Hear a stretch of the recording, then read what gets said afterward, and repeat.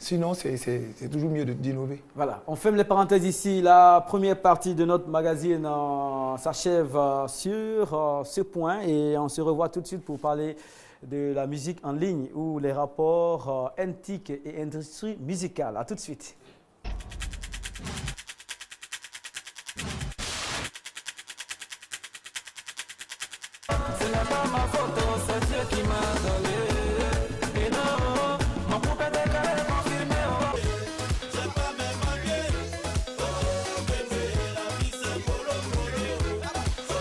Ça va se garder pour de vrai. En pichant dans son bel show, on donne la bonne humeur. En pichant, monsieur Mo, je suis né pour ici. Je suis né pour ici. Chérie, va lycée. Paladé, loin des yeux. Paladé, Bocho Premier. S'il y a division, c'est qu'il y a rébellion. À travers mes mensurations.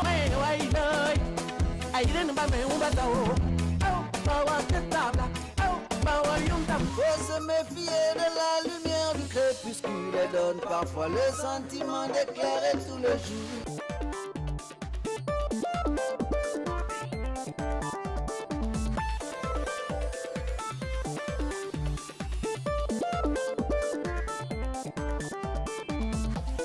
Les NTIC servent de moteur de développement parce que c'est plus facile sur Internet de faire la pub des musiques.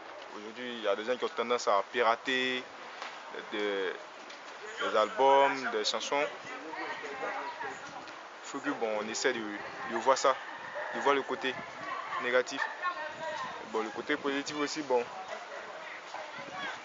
mondialement, sur le plan, facilement tu peux être connu. Je pense que les NTIC apportent quelque chose à l'industrie musicale, mais d'un côté aussi, il y a des inconvénients. Parce que celui qui est peut-être aux États-Unis, moi je tape sur mon ordinateur, voilà, je suis vraiment sa musique. Mais est-ce que je contribue vraiment à ce que ce monsieur-là avance? Les NTIC arrangent la musique de l'artiste, mais ne fait pas bénéficier l'artiste lui-même. C'est-à-dire l'artiste lui-même ne gagne pas son gagne-pain. Parce que je dis, moi j'ai la facilité de me connecter, taper le nom d'un artiste, l'un de mes artistes préférés. J'écoute sa chanson paisiblement, mais je ne participe pas à l'évolution de l'artiste. Voilà, le problème est posé. On va commencer par le bout coupé décalé. Abou Nidal, c'est une musique urbaine, une musique jeune, donc une musique dans le temps. Et les NTIC sont dans l'air du temps également. Certaines personnes trouvent que le coupé décalé tire une partie de son succès de l'apport des NTIC dans la promotion de ces musiques-là. Est-ce que d'abord vous confirmez cela? Oui, moi je confirme cela, oui. Les NTIC, vous êtes donc, pour vous, il s'agit donc d'un moteur dans le développement de votre carrière et vous-même votre propre développement. Tout à fait, tout à fait. Moi, en ce qui me concerne personnellement, j'ai joué en Espagne. C'est grâce à l'Internet. Parce que personne ne me connaissait. Quand j'ai sorti mon premier single, Les chaussures qui parlent, j'ai mis déjà la vidéo, j'ai posté la vidéo sur le net. Et 3 mois après, je me suis retrouvé dans 3 villes espagnoles. Et dans la salle, il y avait seulement peut-être 10 Africains. Tout le reste, c'était des Espagnols. Donc c'est grâce aux NTIC. Pendant que la vidéo n'était même pas encore passée à la télévision. Donc je pense qu'il y a son côté positif, il y a son côté négatif. Mais moi, je pense qu'il faut... c'est l'évolution, on parle de la mondialisation. Je pense qu'il faut s'adapter. Il faut s'adapter. Aujourd'hui, effectivement, lorsque vous sortez un album, c'est piraté sur l'Internet. Mais moi, je pense qu'il y a d'autres moyens aussi de contourner ça. Donc, là, j'ai le concert le 1er décembre. Nous avons matraqué aujourd'hui sur Facebook, qui a permis aujourd'hui de vendre le concert. Le maximum de tickets, voilà, on l'a dit hier, Mohamed Omo. À 80%, les tickets, les premiers jeux de tickets qui sont sortis sont déjà finis. Donc c'est grâce à comment dirais-je, à l'NTIC, à l'Internet.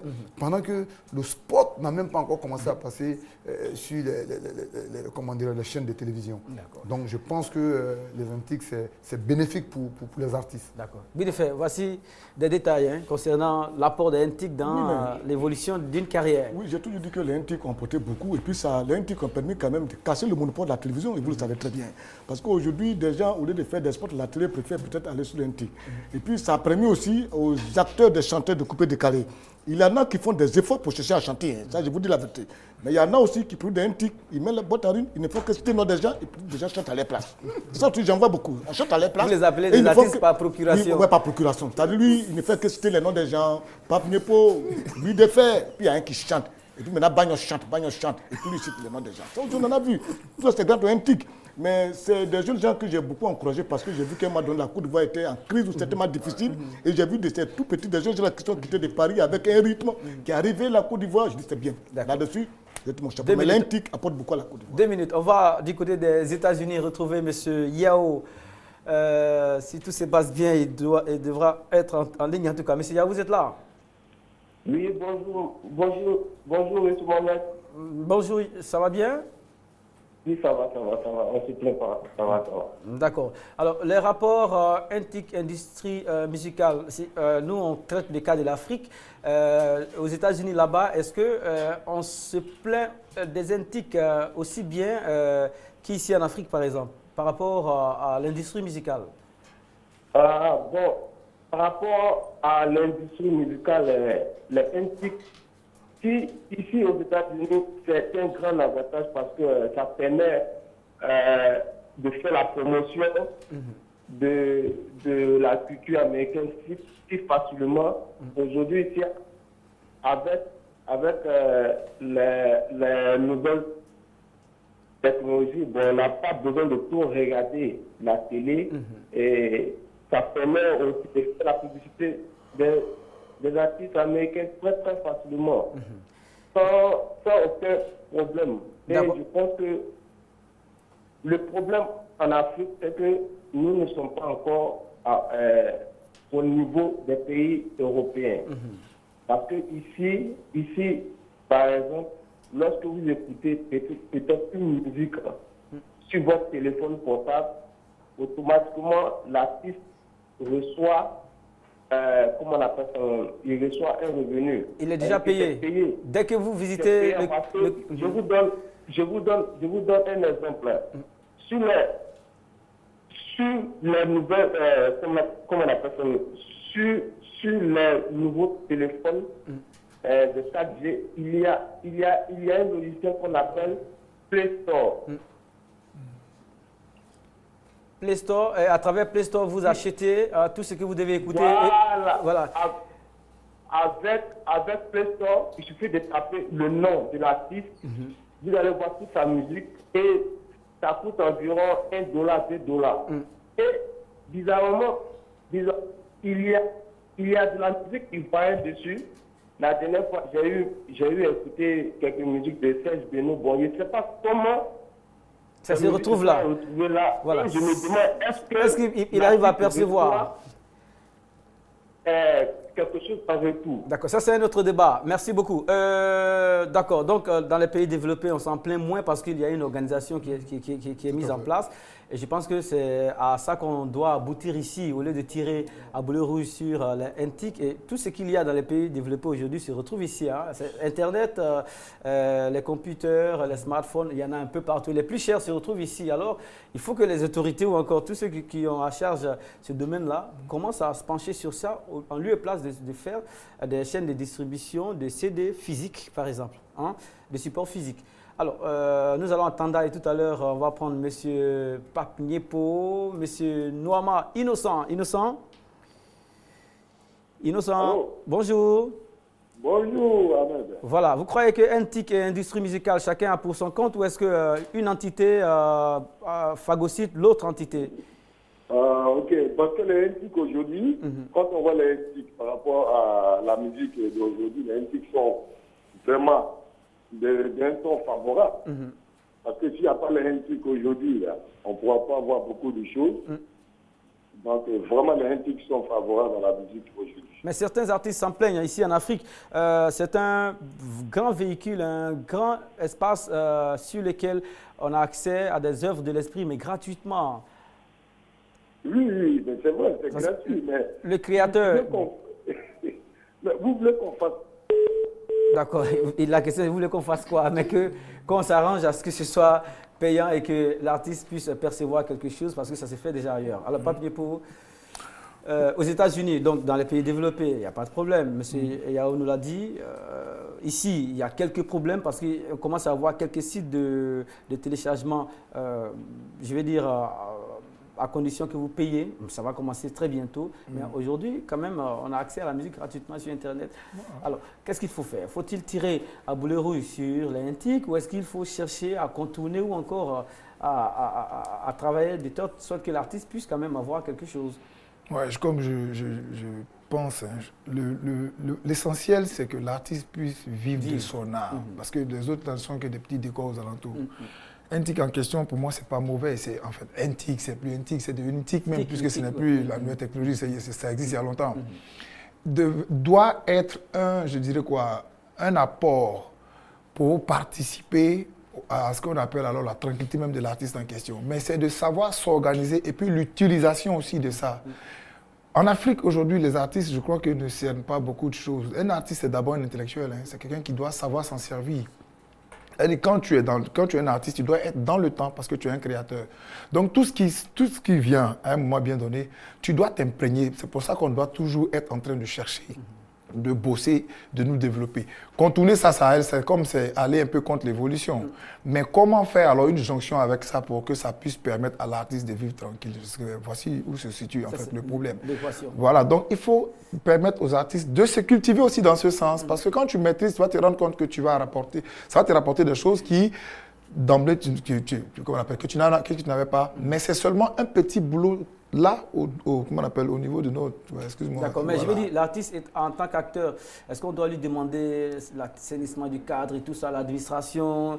Est-ce que ce n'est pas trop demandé à l'artiste? C'est pour ça que je... Ne doit-il pas créer ceux qui sont chargés de les encadrer, c'est pour ça que je parle d'organisation, en fait. Normalement, on doit reconnaître certains paramètres. La vie en elle-même, c'est une dualité. C'est-à-dire tout ce que tu as là, il y a son bon côté, il y a son mauvais côté. C'est les deux complémentaires qui donnent ce qu'on appelle la lumière en question. Donc pour moi, un artiste devait être toujours dans le laboratoire, en train de créer. Ça, c'est ça l'artiste. Et devait avoir à côté une administration capable de pouvoir maîtriser tous ces paramètres. Donc les deux associés font alors la structure en question, capable de permettre à l'autre aussi de vivre tranquille et de l'autre aussi de vivre tranquille. Mais le problème, c'est qu'on n'arrive pas vraiment à faire des jonctions comme ça se doit en Afrique. On est un peu très individualiste dans notre truc. Et ça nous tue beaucoup. Même le feu que tu as pour faire ta nourriture. Quand moi j'allais ma braise, toi tu allais ta braise, on ne peut pas cuire le repas. Mais uni donne une grosse flamme qui fait cuire le plat. Donc le problème qu'on a aujourd'hui aussi en Afrique, on est très individualiste. Et quand c'est comme ça, tu vas voir forcément que le mauvais côté de ce paramètre. Mais si on arrivait vraiment à unifier pour que chacun voie le bon côté, et puis en général, il faut toujours voir le bon côté dans chaque chose. Je vous jure que ça allait planer. Abou Nidal, on sait que vous êtes pris par le temps, beaucoup d'alertes autour de vous, vous êtes câblé NTIC un peu partout. Je vois quelques rendez-vous sur votre petit écran. Alors, on va vous permettre de partir, mais en attendant, vous avez dit que le NTIC ont permis à l'Occupé Décalé de s'en sortir. Vous avez quelques clés quand même. Est-ce que c'est de façon gratuite que vous offrez vos titres là? Vous n'attendez rien en retour, comme aussi bien qu'on donne un CD promo à une radio. C'est pour dans le but de promouvoir l'œuvre, pas de vendre l'œuvre. Voilà. Moi déjà au niveau de l'Europe, je suis un label, donc c'est centralisé et mes chansons sont téléchargées et je reçois de manière... Il parle de l'individualisme, c'est ça qui sort là, il parle en jeu. Non. Moi, au fait, tu sais, le problème c'est quoi? Le problème est que quand tu vas vers tes amis et que tu leur dis, voilà, il y a tel mouvement, les gens, ils ne percutent pas maintenant. Or, moi, je me dis, tout ce que nous faisons, il faut voir la vie à long terme. Vous voyez, ça fait 7 ans que j'ai fait mon apprentissage musical. Je n'ai jamais voulu accepter d'aller faire un concert pour faire un concert. Aujourd'hui, c'est ma structure, Africa Black Label, qui organise mon concert parce qu'il y a une vision. Je fais un concert avec une équipe, avec un chorégraphe, avec un metteur en scène qui me fait avec 52 danseurs. Vous comprenez? Donc, ce n'est pas parce que Paul est allé au Palais de la Culture, Abou Nidal pas au Palais de la Culture. Donc, Donc c'est de ça qu'il s'agit. En fait. Il sort du cadre. Ok, d'accord. Donc, en tout cas, le 1er décembre, à 16h, on ira vous voir. Mais il y a des concerts qu'on retrouve en ligne, en même temps en temps réel aussi. Pendant que vous êtes sur la scène, nous, on est à la maison aussi. Les 3 premières minutes, vous allez voir l'intro de ce concert sur le net. Voilà, c'est important. Merci beaucoup. 1er décembre, 16h16. Ça a été choisi à dessein. Patrick, on est à vous. Abou, merci. Et vous êtes attendu un peu partout. Patrick, sur la toile.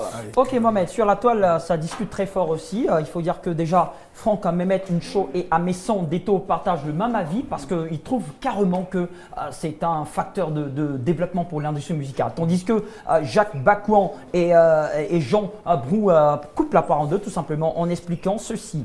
Ce sujet comprend 2 volets. Dans un premier temps, les NTIC représentent un grand moteur pour l'industrie musicale car elles permettent de faire la promotion de nos artistes au plan local et même sur le plan international, comme le disait tout à l'heure Abou Nidal. Le deuxième volet est que les NTIC qui devraient servir de moteur se voient transformés en obstacles pour le piratage des œuvres musicales de nos artistes qui ne contribuent pas au développement de l'industrie musicale. Il faut noter à ce niveau que nous pouvons avoir une lueur d'espoir si et seulement si nos politiques prennent ce problème comme étant une priorité. Nous assisterons donc à un changement. À cet effet, nous avons un exemple palpable, celui du Ghana, où les dirigeants ont mis de l'ordre afin que les artistes profitent de leurs œuvres. Voici un peu les différents avis qui convergent en ce moment sur notre page Facebook. Merci beaucoup Patrick. L'adresse www.facebook.com/on garde le contact et aussi sur Skype. N'oubliez pas d'aller sur Skype. Il ne faut pas frustrer les internautes qui sont là-bas. Ils sont nombreux, beaucoup actifs.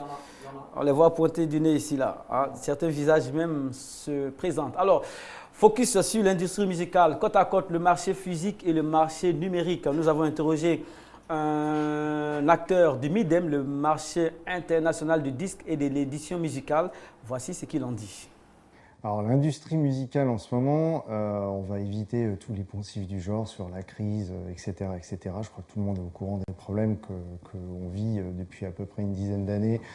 D'une part à cause du piratage sur le web, mais d'autre part à cause des nouveaux modes de consommation, où tout simplement les gens ont un budget limité et aussi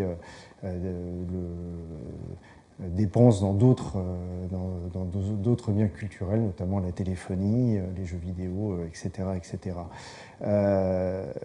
Depuis 10 ans, le marché est en constante baisse, le marché physique, et on attend un petit peu le point d'équilibre avec le digital, c'est-à-dire qu'en fait les ventes digitales rattrapent la baisse du physique. Ça n'est pas encore le cas, mais on peut considérer que 2011 est une année charnière avec des nouveaux modèles économiques et c'était vraiment le centre du sujet au MIDEM, notamment le streaming, avec des sites comme Spotify et Deezer, avec l'abonnement premium.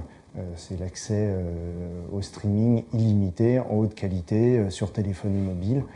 Et puis, pour beaucoup de labels indépendants, dont Naïve, le fait de résister avec des productions musicales de qualité, et finalement on s'aperçoit que sur ce réseau d'indépendants, des labels qui étaient déjà là il y a 10, 20 ans existent toujours et échangent entre eux au niveau international et qu'a priori ça ne va pas s'arrêter.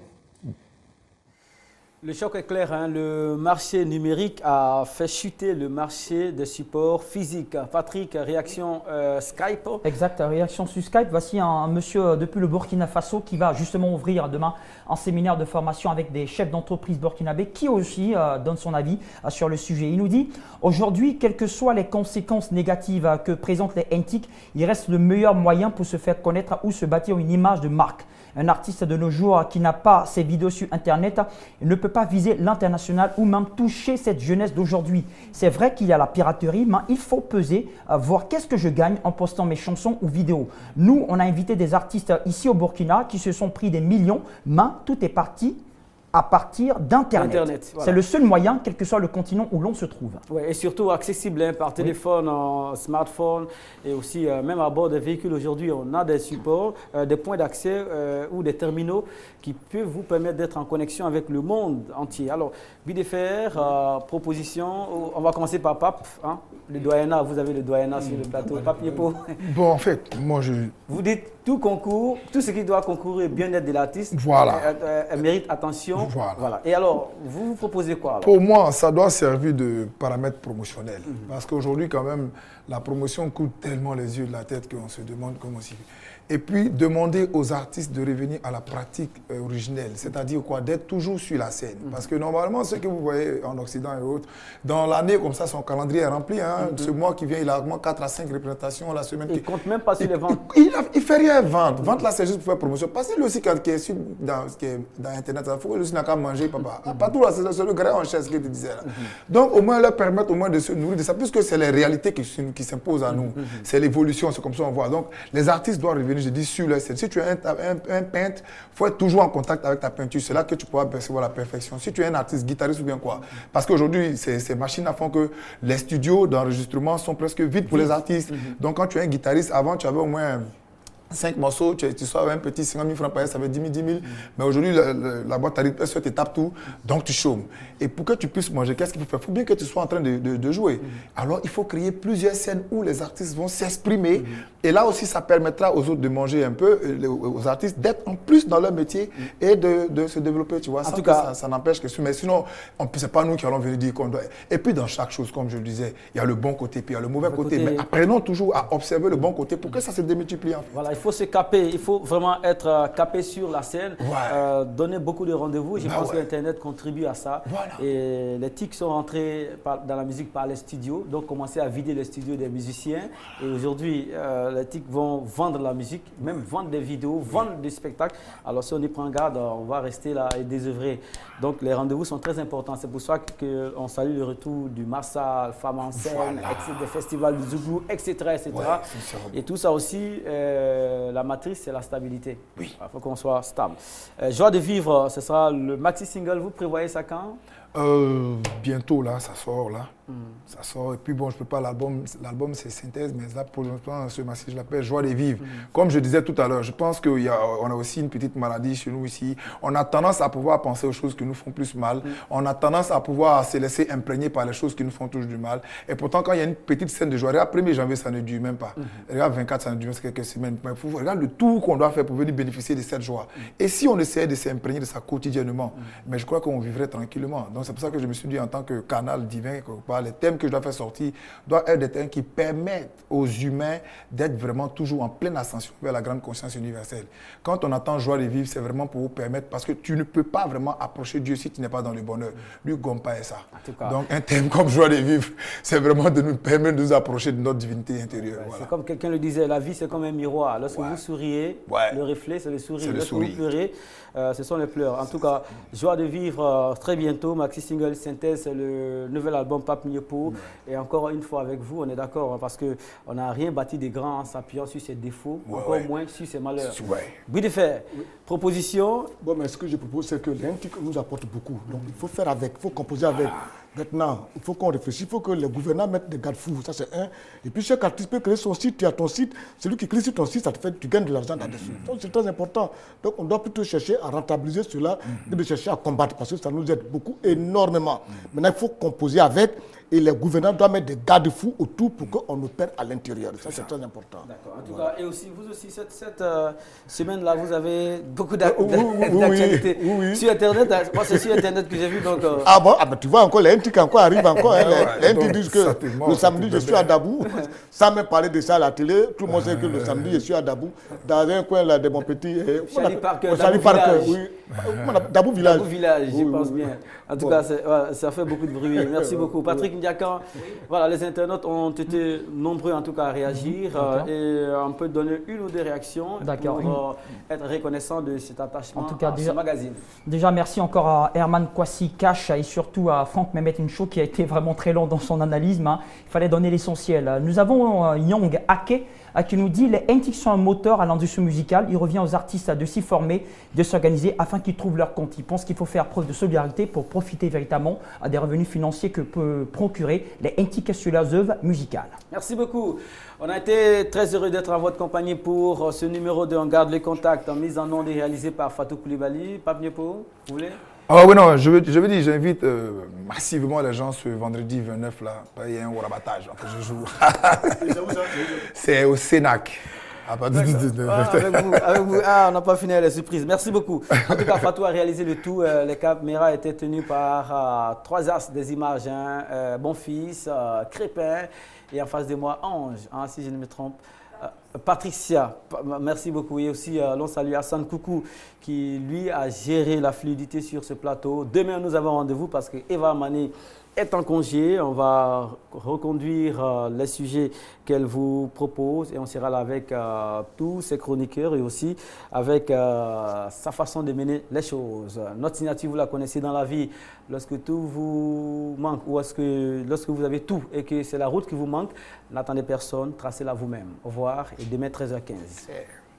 Il faut persévérer, ne jamais baisser les bras, toujours travailler, aller droit au but, ne pas écouter les ragots, aller toujours plus haut, gagner son pain.